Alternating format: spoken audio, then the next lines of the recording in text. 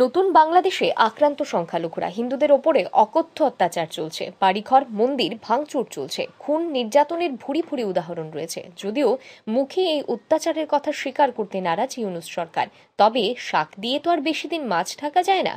নতুন বাংলাদেশের মুখোশ খসে পড়ছে এবার। সংবিধান বদলাতেই উঠে পড়ে লেগেছে ইউনূস সরকার।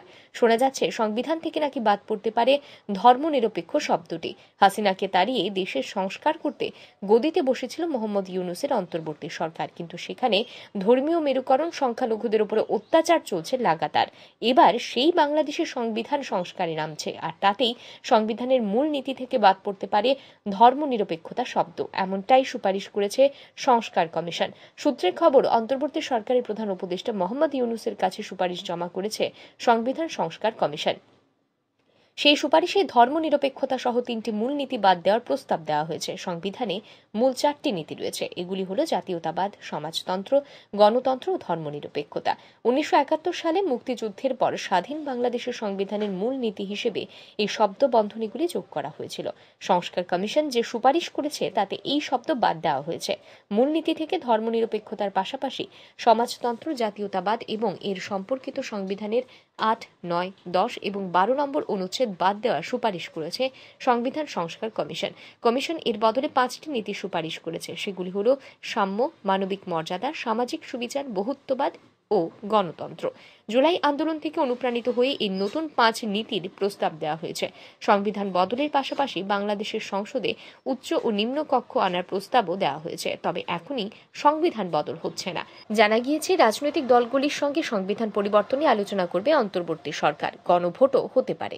এইটি কক্ষ মিলে যাতে করে সকলের প্রতিনিধিত্ব থাকে, তার জন্য একই সঙ্গে সংখ্যাগরিষ্ঠতার ভিত্তিতে নিম্নকক্ষ কিন্তু সংখ্যানুপাতিক প্রতিনিধিত্বে উচ্চ কক্ষ তৈরি করার জন্য সুপারিশ করেছি।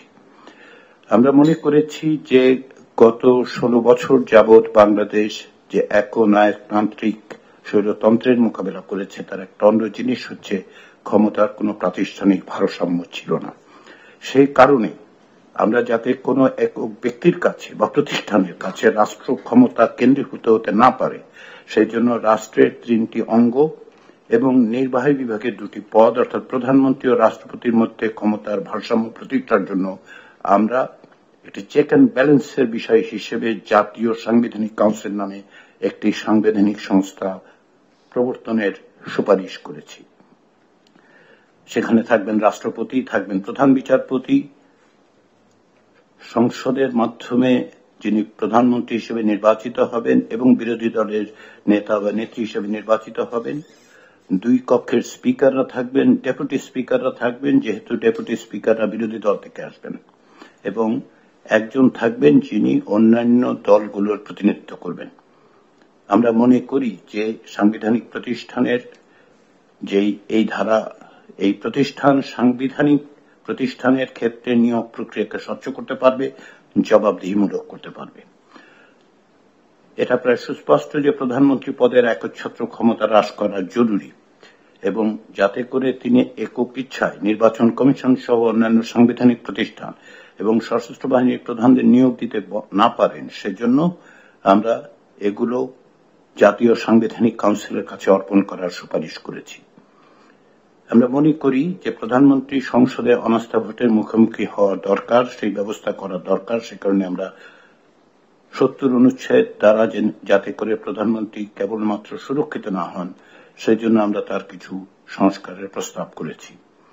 আমরা মনে করি যে বাংলাদেশকে যেভাবে গণপ্রজাতন্ত্রী বাংলাদেশ বলা হয়, তার মধ্যে আসলে যে প্রজাতন্ত্রের কথা হয় সেটা আমরা দ্বিমত পোষণ করেছি। আমরা বলছি বাংলাদেশ পরিচিত হওয়া উচিত জনগণতান্ত্রিক বাংলাদেশ হিসেবে।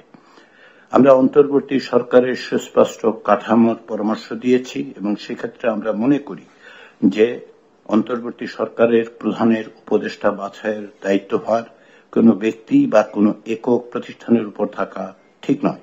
সে কারণে আমরা জাতীয় সাংবিধানিক কাউন্সিলের কাছে এই বাছাই প্রক্রিয়ার অর্পণ করেছি, তার সুপারিশ করেছি। আমরা আশা করছি সেটা সম্ভব হবে।